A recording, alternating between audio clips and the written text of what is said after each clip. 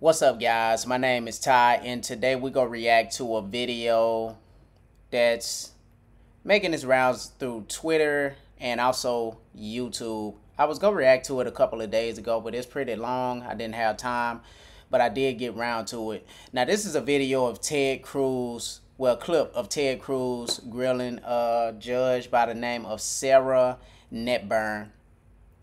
And this is a prime example of why a lot of people shouldn't be in leadership positions on what he's going to be talking to this woman about. They put these people in these positions, whether you want to call it DEI hires or affirmative action, whatever. But I would also say this is another example of women being bad leaders, putting men in women prisons. This is going to be one of my longer videos, so what I'm going to do is I want you guys to sit back, relax. I'm going to try not to make it too long, and I'm going to just give you my analysis as it plays through. So let's rock and roll. Well, Judge Netburn, I'm going to continue on this line of questioning. In your court, what matters more, the rights of individuals or your political ideology? I apply the law to the facts. I asked a question, which matters more? Well, my political ideology doesn't matter at all. Okay, so I don't believe you. And I think this case demonstrates that you are willing to subjugate the rights of individuals to satisfy your political ideology. This case involves a male defendant who raped a 9-year-old boy. Was he guilty of that? Yes, the petitioner pled guilty to that. Okay, so he raped a 9-year-old boy. He also raped a 17-year-old girl. Was he guilty of that? He pled guilty. The petitioner pled guilty to that crime as well. So was he guilty? I hope so, because she pled guilty to it. He was a he when he did this. That's correct. And also criminal deviant conduct, which the record doesn't. Let me stop it right there. You see how she tried to make it like the guy that she put in prison with the women was a she instead of a he. And they promote this. This is ideology that they promote. You know, she's a radical. You know, and she shouldn't be, like I said, she shouldn't be in a leadership position. But let's disclose continue. what that was exactly. Then, after serving in prison, Mr. McLean was released for parole, but then violated the terms of parole by having internet and was sent back to prison. 1 year after being released again, he was convicted of having child pornography. Is that correct? I'm unclear on exactly the time frame that you're at, but the petitioner was convicted of distributing child pornography. Child pornography that was images of adults violently raping children. Abhorrent conduct. Okay. For which there are real victims. And this individual, 6'2", biologically a man. A minute ago you said that when this man decided that he was a she, you said this individual was, quote, I wrote it down, sober and entirely a female. That phrase struck me as remarkable. Did this individual have male genitalia? I think what I said, or at least what that is a verbatim quote, entirely a female. Sorry, what I meant to say was hormonally a female. Okay, but that's not entirely. Did this individual have male genitalia? Yes. So you took a 6'2" serial rapist, serial child rapist with male genitalia, and he said, you know, I'd like to be in a women's prison. And your answer was, that sounds great to me. Let me ask you something. The other women in that prison, do they have any rights? Is that a question you're yes, asking me? the other women in that prison, do they have any rights? Of course. Do they have the right not to have a 6'2" man who is a repeat serial rapist put in as their cellmate? Senator Cruz, I considered the facts presented to me, and I reached a decision I asked based you a question. on what the law. Let me stop it right there. I'm going to cover a couple points. Okay, well, she basically just said that she considered the facts. I think what it is that she don't consider anything.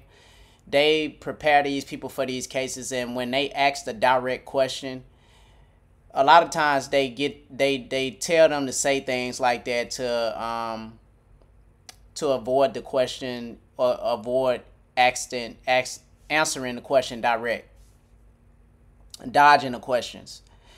And from what I saw is that she knew all of this stuff about this individual, but she didn't give a fuck. She just still put him in that prison with a lot of them women. And we all know what would happen in that situation, but she want to sit there and act like that she don't know. But the fact that she's being grilled for it, she just, to me, this is a dangerous individual. And like I said before, that's a prime example of why some women shouldn't be in leadership positions, because she definitely, if she got that position, she was power hungry at that point, and she felt like she could do anything she wanted to do. This woman is a whack job. Let's continue. Ask you a question. Do they have a right not to have a 6'2" man who is a serial rapist put in as their cellmate? Do those women have a right to that? Every person who's incarcerated has the right to be safe in their space. But you didn't think so. You didn't think so. And in fact, I'm going to give some quotes from your order, because Senator Kennedy is right. This is not a judge's order. This is a political activist. By the way, the beginning of your order says, at birth, people are typically assigned a gender. I got to say that would astonish a lot of Americans. A lot of Americans think you go to the hospital, a baby is born, and congratulations, you have a little boy, a little girl. The assigned a gender, I know you went to Brown, but it sounds like it's in a college faculty lounge with no bearing on reality. The Bureau of Prison argued what I'm saying right now, that if you put this person in a female prison, there will be a risk of sexual assault to the women. And you know what you did? You said you didn't care about the women. I'm going to quote what you wrote. You wrote, quote, "The Bureau of Prisons claim penological interest in protecting female prisoners from sexual violence and trauma. This interest is legitimate," that's kind of you to say, "but there are no signs that petitioner is at risk of reoffending. The record is devoid of evidence of incidents of violence or assault during petitioner's incarceration when she was the perpetrator, only the victim. A theoretical risk of sexual assault by the prisoner without more cannot support the BOP's position. No evidence, theoretical."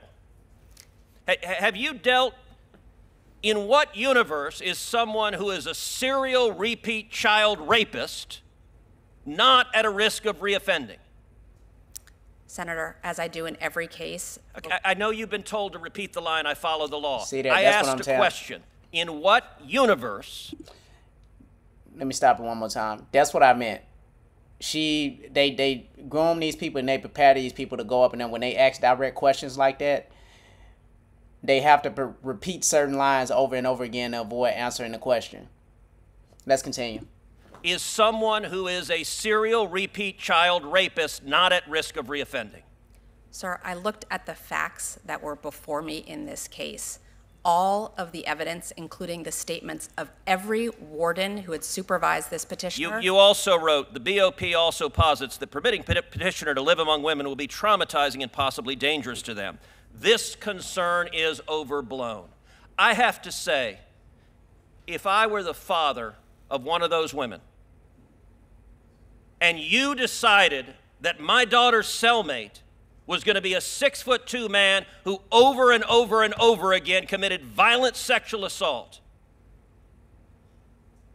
I would say the entire justice system is absurd, and it is clear on your record your political ideology matters a heck of a lot more than the rights of those women that you endangered. I think you're a radical, and I think you have no business being a judge.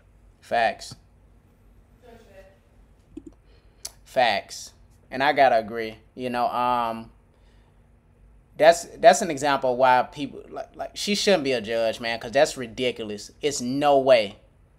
With that knowledge that you got of a 6'2" man, putting him in women's prison, like with this men and women's sports, but you got a lot of women up out there that don't even know what a woman is. It always go back to that. I remember when they first started this stuff, man, and I was looking at it and I was like, this right here is basically, this is a bloodbath. They know what's going to happen in this situation. It's almost like they pushing for complete chaos when they started that shit. And then you got Matt Walsh that go out and make a documentary. Why would you need to make a documentary about what a woman is, bro? That don't make no sense in itself. And it's flabbergasting that we even got to have conversations like this about certain stuff like that. But let's continue. Judge Netburn, there was an opportunity during your exchange with Senator Cruz that you were attempting to offer a response relative to the conditions under which this petitioner was unsafe in the facilities in which she was being held. I'd like to offer you the opportunity to finish that response. So the facts that were presented to me and what I relied on to make my decision were that the petitioner had engaged in no violence, no physical violence, no acts of sexual violence whatsoever while in custody. All three wardens who supervised the petitioner requested that she be transferred to a women's facility because of her serious medical needs. In addition, the Bureau of Prisons' longtime medical provider testified at a 2-day hearing in my courtroom and recommended that the petitioner be transferred because of her serious medical needs. And the last thing I'll say is that the Transgender Executive Council, which is the body that makes decisions on behalf of transgender transfer requests within the Bureau of Prisons, never said that the petitioner could not be transferred, and never, ever said that she couldn't be transferred because of any risk of violence. What the Transgender Executive Council repeatedly said in denying the request was simply that she needed to maintain her hormone levels. That was the repeated justification for the denial of transfer. But the petitioner had reached full female hormone levels before even being incarcerated. At the time, the district judge in Indiana who sentenced the petitioner requested that she be placed in a women's facility. Her hormones were entirely female at that point, and so the decision by the Transgender Executive Council to deny the transfer request based on this idea that it was only because her hormones needed to be consistent and stabilized, I found was a pretext, but they never once said she cannot be transferred because of violence. It was always based on this idea that her hormones had to be transferred. Thank you, Judge Netburn. Senator Judge Padilla. Netburn, that's Senator directly Padilla, contrary to what your Senator, you report all said. have That is had directly all, contrary. no, We're gonna follow. We're going to You're there gonna is follow up, no and that's follow-up. how it No, works. there is not. That is There exactly. is- Let me stop it right there, guys. All hell broke loose. That was a long video. It pretty much broke loose after that because I think she contradicted her statements when Ted Cruz was grilling her. It was also a version of that when I think Senator Kennedy was also grilling her for the same thing, and she basically lied under oath. Well, she contradicted her statements under oath. I'm not, don't quote me on that alleged. But I did watch it. I watched the whole thing. It's pretty long, and they basically had an argument. It was a pretty bad argument that they had. They had an exchange after that, and she was just sitting there in that chair because she knew it. It's like she knew she was in trouble. And people like that are like agents of chaos. They go up in there, they like to destroy shit and tear shit up, and they get kicks out of it.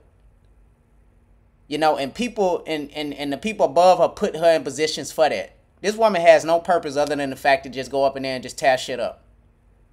Men and women prisons, men and women sports. Are you fucking kidding me?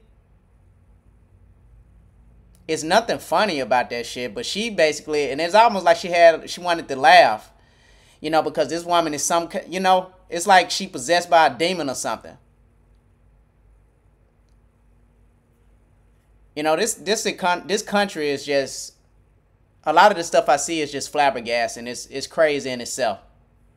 But that's a prime example of why people like that shouldn't have leadership positions. She dangerous. Complete destructive. Agent of chaos.